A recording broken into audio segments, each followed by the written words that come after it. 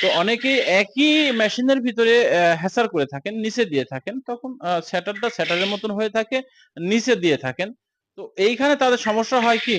একই তাপমাত্রা থাকে। যেহেতু একই মেশিনের মধ্যে হ্যাচার সেটার হচ্ছে তাপমাত্রা 37.7, আর্দ্রতা 60 এই পর্যন্ত থাকে।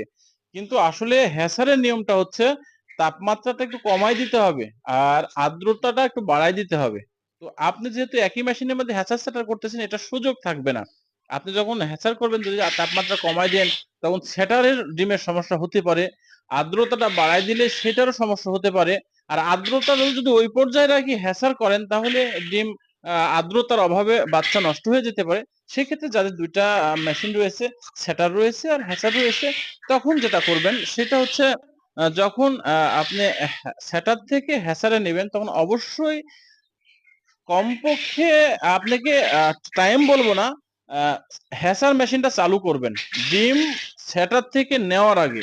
চালু করার পরে যখন পূর্ণাঙ্গ পর্যন্ত তাপমাত্রা আর্দ্রতা হয়ে যাবে, অর্থাৎ হ্যাচারে যখন তাপমাত্রা ৩৭ পয়েন্ট আ আ আপনার ৪ দেন, ৫ দেন, যেহেতু হ্যাচারে ৩৭.৭ আছে, ২ পয়েন্ট কমায় দেন হ্যাচারে ৩৭.৫।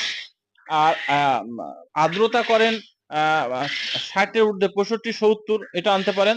তো আপনি যখন হ্যাচারে নেবেন তখন